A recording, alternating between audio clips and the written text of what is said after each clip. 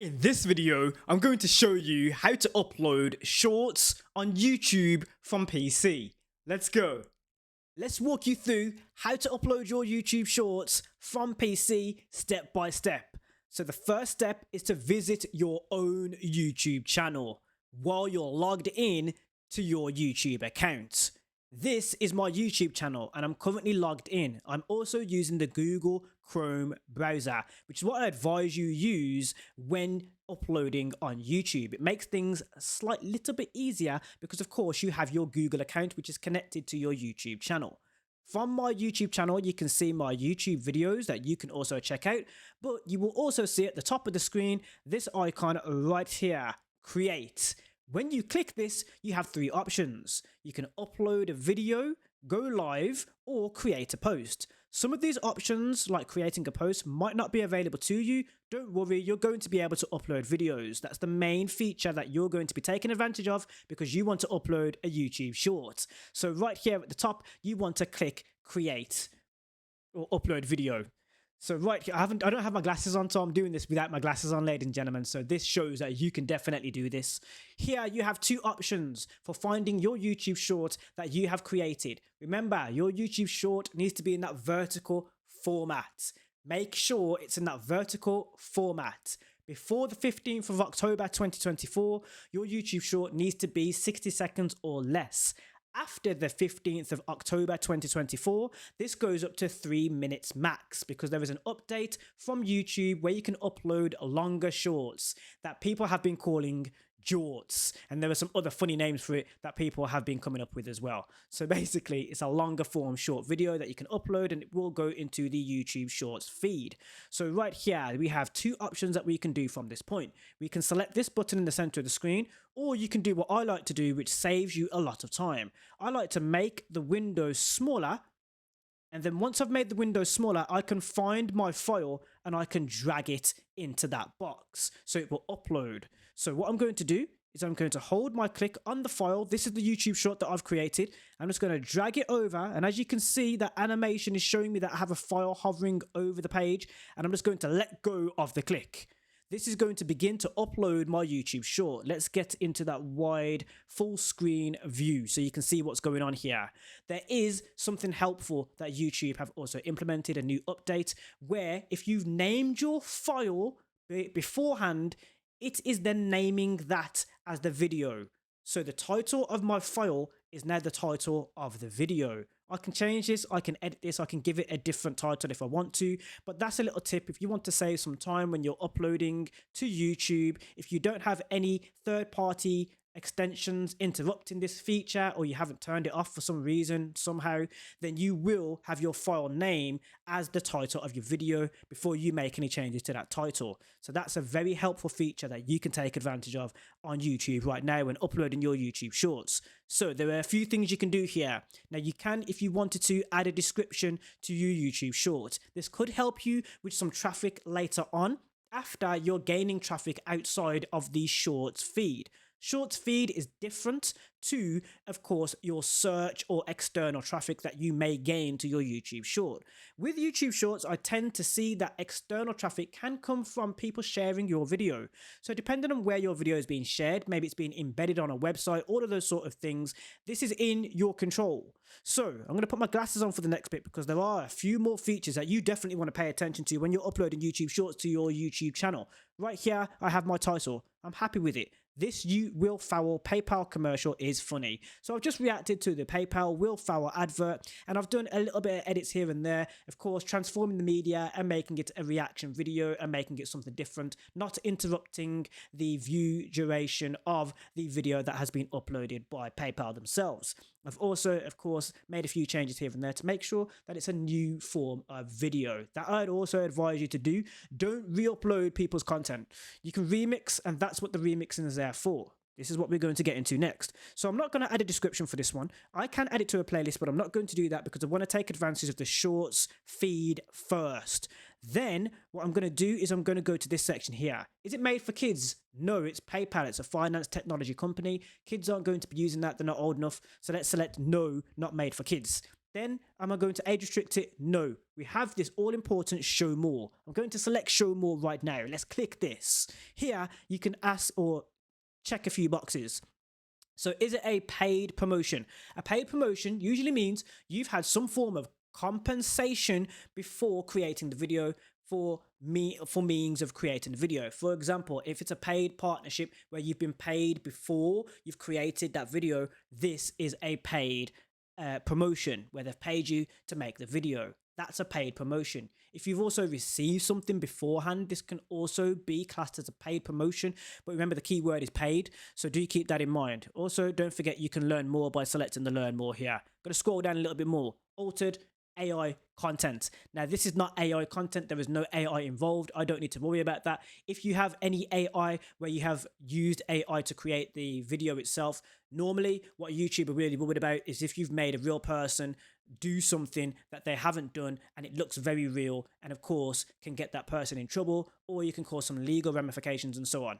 That's the type of AI content that YouTube's really concerned about. But of course, don't forget to look in the T's and C's of YouTube to make sure you're staying above board and making the right selection there. So I'm going to select no. You don't actually have to select yes or no apparently, but I like to select no just to let YouTube know. It's nothing to do with it. Right, then I'm going to scroll down. Allow chapters. I'm going to allow YouTube to do what they want with their chapters. Got no problem with that. That's automatic. Allow automatic places. People like to click this off. And the reason why people like to click this off occasionally is because if there's a place that is fictional, but it looks like somewhere that's real, and it's automatically trying to say that that place is where your video is based, doesn't make any sense. So you can click that off. So I've added those tags. The language, now it says English United Kingdom. I'm from the United Kingdom, I'm English. So I'm just going to leave it. I'm not going to change it. I could. Recording date, I could add, of course, it's added now. So that can help. I'm not sure if it can help, but I presume that it can have an effect on the type of video, because if you're re-uploading a new type of video in the same topic, or say, let's say you've recreated a video topic that you've covered before and there's some updates to it, if it's uploaded at a later date, you already know common sense is telling you it's going to be a better video if you've improved, or you might have some updated information. That's important to my YouTube channel with the topics that I've covered. So with some of the topics, there are some new updates with certain tech or gaming tech that I've covered, or something, or gaming news or something, and I've covered the same type of news, but there's some updates to it which are really important to the community that I'm talking to. So sometimes that is very important for moi and maybe my audience who are looking for updated content. So I'm going to scroll down a little bit further. You can do video location. I'm not going to do anything with that. Allow embedding. Now, this is important. If a website has picked up your video and they want to showcase your video on their website, they can do that. This can help you. Maybe an entertainment magazine has saw your video where you're covering a certain celebrity or a pop star, musician.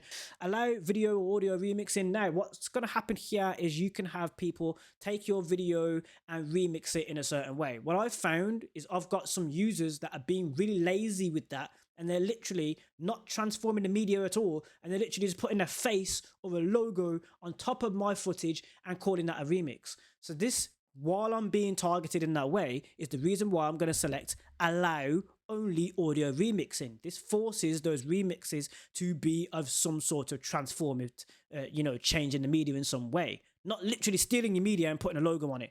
So that's the reason why I've decided to do that. Here, the topic can be important because this also helps with the YouTube algorithm. You've got how, to, and style. Now, that's my coffee mug. Now you've got how to and style. So how to and style is going to be you teaching somebody how to do something. Where my mind thinks right now is I've taught how to use PayPal. So I could go for how to and style. But here's the thing. I'm going to go for entertainment because it's technically e-news. Why?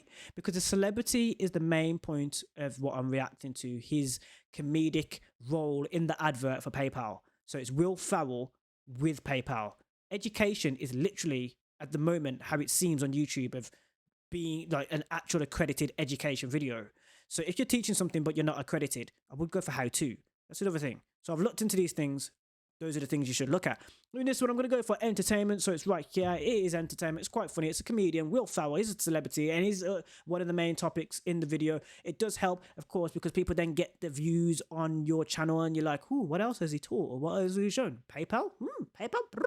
See the idea? Right, so I've got that there. Entertainment. So at this point, you can change some of the things here. So if you don't want comments on your video, if you don't want people trashing your video, you don't want any negative comments at all, you can actually turn your comments off. So don't worry about that. Don't be put off by comments. You can turn them off. On the shorts feed, this is going to potentially be beneficial to some of you who don't want that on your video. So if you don't want that, you can turn it off. So I'm going to leave it on because it entertains me, to be honest. But to show how many viewers like the video, you can also turn that off as well. You can turn off the likes and how many people are liking it. Sometimes, occasionally, it just looks like it's turned off anyway.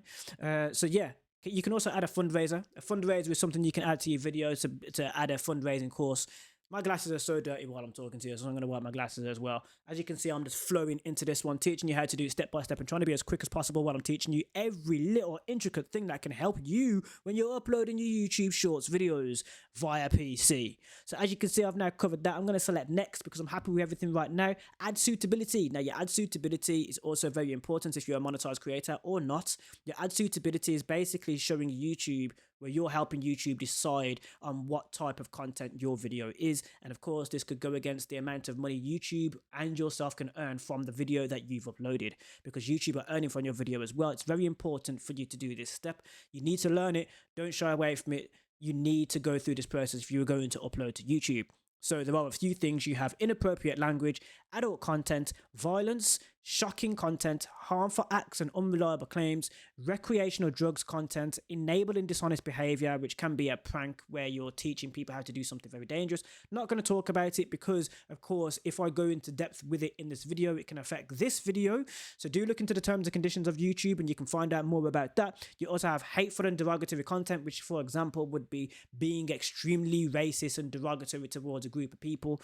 That's one example of how that can be that topic. Firearms related content, self-explanatory. If you're showing any weapons on your video, it's going to affect the monetization. You can go into each one and find out exactly what affects the video, and you check mark the one that is related to your video, which applies to your video. That's how you apply these things when you're uploading. Also applies to YouTube Shorts. Sensitive events dealing with tragedy or deaths.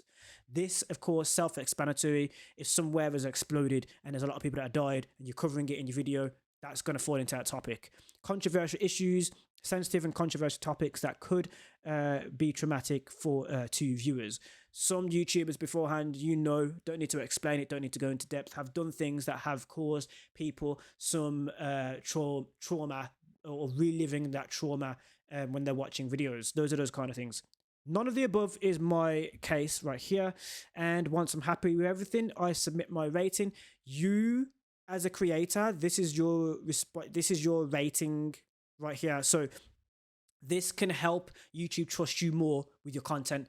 The better rating you give your video and the AI is not picking up on you making too many mistakes when you're rating your own video, then this is going to help you. You also have your manual reviews from people of the YouTube team. Thank you guys. They do look into your video when the AI is doing things a little bit too harshly and you know how it is. I'm going to submit my rating. I'm happy with what I've done so far. I can change my title a little bit more. I'm not going to. And I'm just going to click next on that. I can add some video elements now on my YouTube Shorts. I don't tend to do that because I want to keep it in the YouTube. I want to keep it gaining in the YouTube feed. If you put something on the end of your video, like go and watch this video, it takes them away from the YouTube feed or takes them to a different part of the YouTube feed, kind of interrupts what's going on there in the feed.